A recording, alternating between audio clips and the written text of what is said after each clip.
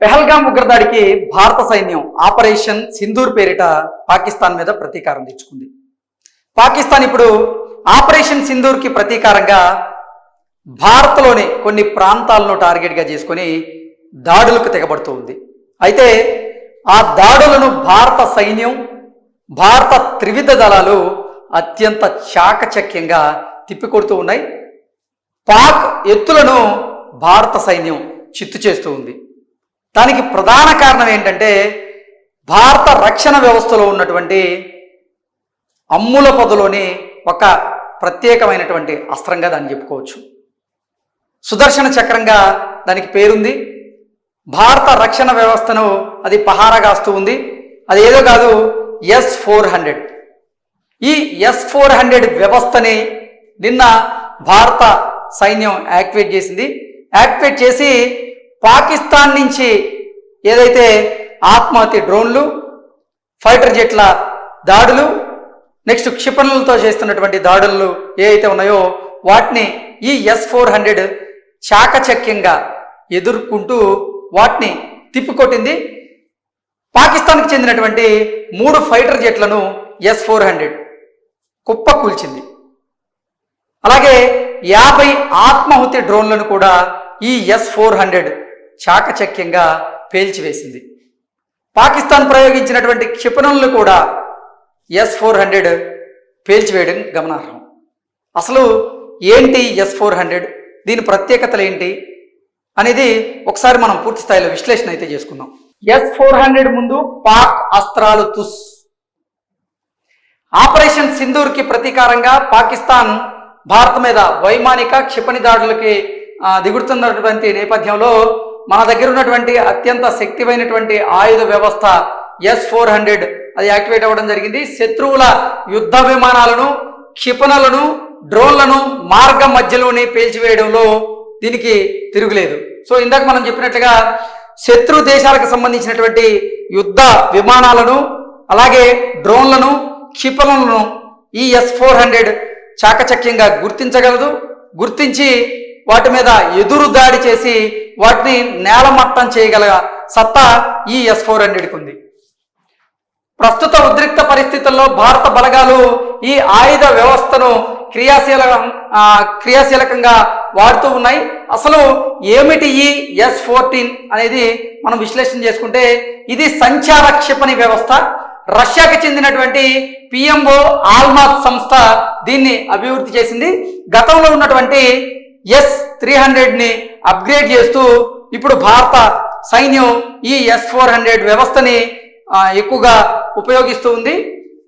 అంటే S-300ని ఆధునీకరించి S-400ని తయారు చేశారు. రష్యాకి చెందినటువంటి NPO ఆల్మాజ్ అనేటువంటి సంస్థ ఈ S-400ని తయారు చేయడం జరిగింది, అభివృద్ధి చేయడం జరిగింది.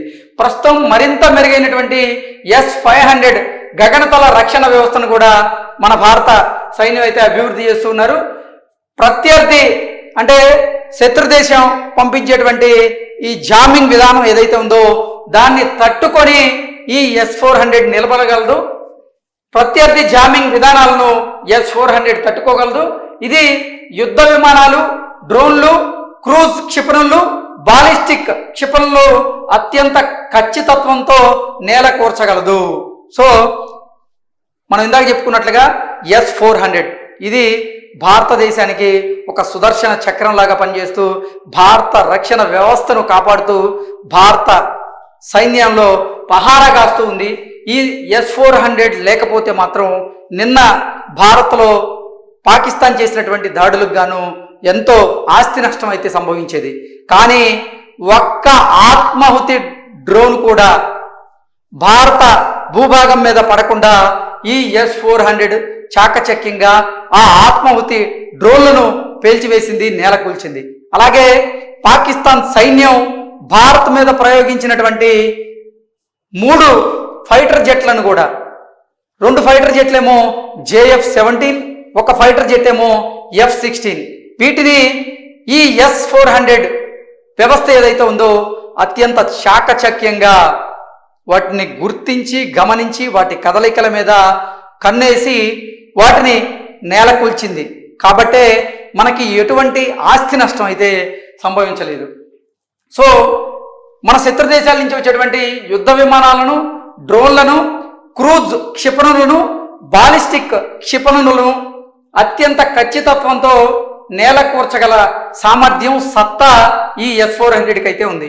మొత్తం 5 క్షిపణి వ్యవస్థల కొనుగోలుకు భారత్ 2018లో రష్యాతో $543 కోట్ల ఒప్పందం కుదుర్చుకుంది. అందులో 3 వ్యవస్థలు ఇప్పటికే భారత్ చేరాయి. మిగతాయి వచ్చే ఏడాది ఆగస్టులో మనకి అందేటువంటి అవకాశం అయితే ఉంది. ఇక చూసుకున్నట్లయితే 3 S-400 వ్యవస్థలు ఎక్కడెక్కడ మోహరించారు భారత ప్రభుత్వం అనేది, భారత సైనిక వ్యవస్థ అనేది ఒకసారి మనం చూసుకున్నట్లయితే, పాకిస్తాన్ నుంచి ఎదురయ్యేటువంటి ఈ ముప్పు నుంచి తప్పించుకునేందుకు, అలాగే పాకిస్తాన్కి తిప్పికొట్టేందుకు ఈ S-400లను పంజాబ్లో 1, రాజస్థాన్లో ఒక్కొక్కటి చొప్పున S-400 వ్యవస్థలను మోహరించినట్లుగా మనకు తెలుస్తోంది, సమాచారం అందుతుంది. అలాగే ఒకవేళ గనక భారత్ పాక్కి జరుగుతున్నటువంటి ఈ ఉద్రిక్తకరమైన పరిస్థితులు ఏదైతే ఉన్నాయో మధ్య, వాటిలో చైనా గనక ఇన్వాల్వ్ అయితే చైనా నుంచి రక్షణ కోసం కూడా అరుణాచల్ ప్రదేశ్ లేదా అస్సాంలో ఒక ఈ వ్యవస్థను రంగంలోకి దించి ఉంటారంటూ కూడా అంచనాలు అయితే వస్తూ ఉన్నాయి. వీటితో పాటుగా స్వదేశీ క్షిపణి రక్షణ వ్యవస్థ కోసం భారత్ ప్రాజెక్ట్ కుసాని కూడా చేపట్టింది. ఇది దీర్ఘశ్రేణి వ్యవస్థ. ఇది ఉపరితలం నుంచి గగనతలంలోని లక్ష్యాలను ఛేదించగల దీర్ఘశ్రేణి అస్త్రాలను నిలువరించడానికి ఉపయోగపడుతుంది. రక్షణ పరిశోధన అభివృద్ధి సంస్థ అయినటువంటి DRDO దీన్ని అభివృద్ధి చేసింది. ఇందులో 150 నుంచి 350 కిలోమీటర్ల పరిధి కలిగినటువంటి భిన్న రకాల క్షిపణులు కూడా ఉంటాయి. సమర్థత విషయంలో ఇది S-400కు అలాగే ఇజ్రాయెల్కి చెందినటువంటి ఐరన్ డోమ్ వ్యవస్థకు ఏమాత్రం తీసిపోదు. ఇది స్టెల్త్ యుద్ధ విమానాలను, క్రూజ్ క్షిపణులను, డ్రోన్లను నేలకొల్చగలదు. ఈ స్వదేశీ వ్యవస్థలను అయితే ఇంకా భారత సైన్యం యాక్టివేట్ చేయలేదు. ఇప్పటికైతే S-400 అనేటువంటి ఈ వ్యవస్థను మాత్రమే యాక్టివేట్ చేసింది. ఆ S-400 నిన్న రాత్రి అంతా కూడా పహారా కాస్తూ పాకిస్తాన్ నుంచి మన భూభాగంలోకి చొచ్చుకొని వచ్చే ప్రయత్నం చేసినటువంటి 50కి పైగా ఆత్మాహుతి డ్రోన్లను నేలకూల్చింది. అలాగే 3 ఫైటర్ జెట్లను నేలకూల్చడం జరిగింది. వాటితో పాటుగా కొన్ని క్షిపణులను కూడా నేలకూల్చడం జరిగింది. ఇక ఈ S-400 బలాబలాలు కనుక మనం చూసుకున్నట్లయితే దాని పరిధి వచ్చేసి 400 కిలోమీటర్లు, చేరగల ఎత్తు వచ్చేసి 30 కిలోమీటర్లు. అంటే ఈ S-400 30 కిలోమీటర్ల ఎత్తు వరకు అది చేరుకోగలదు. చేరుకొని ప్రత్యర్థి దేశాల నుంచి వస్తున్నటువంటి ఆ క్షిపణులను కానీ, అలాగే ఆ ఫైటర్ జెట్లను కానీ, డ్రోన్లను కానీ పేల్చివేసేటువంటి సత్తా అయితే S-400కి ఉంది. అలాగే పరిధి చూసుకున్నట్లయితే అది 400 కిలోమీటర్ల పరిధి వరకు చాకచక్యంగా పనిచేయగలదు. ఏకకాలంలో కన్నేసి ఉంచగల లక్ష్యాలు వచ్చేసి 300.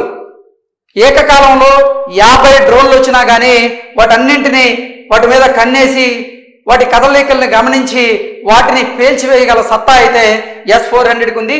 ఒకేసారి ధ్వంసం చేయగల లక్ష్యాలు 36 లక్ష్యాలు S-400 ముందున్న ఒకేసారి వాటిని ధ్వంసం చేయగల సత్తా అయితే S-400కి ఉంది. S-400లో 4 భిన్న క్షిపణులు ఉంటాయి. ఆ 4 భిన్న క్షిపణులు ఏంటనేది మనం చూసుకున్నట్లయితే 40N6E దీని పరిధి వచ్చేసి 400 కిలోమీటర్లు. అలాగే 9M96E2 దీని పరిధి వచ్చేసి 120 కిలోమీటర్లు. ఇంకొక క్షిపణి వచ్చేసి 48N6E3 దీని పరిధి వచ్చేసి 250 కిలోమీటర్లు. ఇంకొక క్షిపణి వచ్చేసి 9M96E దీని పరిధి వచ్చేసి 40 కిలోమీటర్స్. అంటే ఈ 400లో మొత్తంగా 4 భిన్న క్షిపణులు అయితే ఉంటాయి. ఒకటేమో 40 కిలోమీటర్ల వరకు వెళ్ళగలదు, ఇంకోటేమో 250 కిలోమీటర్ల వరకు అది పనిచేయగలదు. ఇంకొక క్షిపణి వచ్చేసి దాని పరిధి 120 కిలోమీటర్ల వరకు వెళ్ళగలదు. ఇది మెయిన్గా 40N6E అనేటువంటి క్షిపణి ఏదైతే ఉందో దాని కెపాసిటీ చూసుకున్నట్లయితే 400 కిలోమీటర్ల పరిధి వరకు అది దూసుకు వెళ్ళి పనిచేయగలదు. S-400లో 96LE వంటి అధునాతన రాడార్లు అయితే ఉన్నాయి. వీటి సాయంతో ఆకాశంలో 360 డిగ్రీల్లోనూ మనం నిఘా పెట్టవచ్చు. స్టెల్త్ సామర్థ్యంతో ఈ రాడార్ను అంటే ఏమార్చడం అసాధ్యం అని కూడా చెప్తూ ఉన్నారు. ఇది 400 అంటే S-400కి ఉన్నటువంటి ప్రత్యేకత. అంటే ఈ S-400లో 96L6E అనేటువంటి అధునాతన రాడార్లు అయితే ఉంటాయి. వీటి సాయంతో ఆకాశంలో ఉన్నటువంటి 360 డిగ్రీల్లోనూ నిఘా పెట్టవచ్చు. అలాగే స్టెల్త్ సామర్థ్యంతో ఈ రాడార్ను ఏమార్చడం అసాధ్యం అంటూ కూడా మన అమ్ముల పదలో ఉన్నటువంటి అసలు సిసలైనటువంటి అస్త్రంగా చెప్పుకునేటువంటి ఈ S-400 సంబంధించినటువంటి ప్రత్యేకతలు ఇవి. సో ఈ S-400 ఉండడం వల్లే నిజంగా నిన్న రాత్రి పాకిస్తాన్కి కాలరాత్రిగా చేసాం, మనం ప్రశాంతంగా ఉండగలిగాం. అదే ఈ S-400గా వ్యవస్థ కనుక మన దగ్గర లేకపోయినట్టయితే మాత్రం నిన్న పాకిస్తాన్ ప్రయోగించినటువంటి డ్రోన్లు ఏవైతే ఉన్నాయో అవి కొంతమేరకు మన భారతదేశంలో కొంత ఆస్తి నష్టం కలిగించేయము. కానీ భారత సైన్యం, భారత త్రివిధ దళాలు వీటిని అత్యంత చాకచక్యంగా అయితే తిప్పికొట్టగలిగాయి. Thank you so much.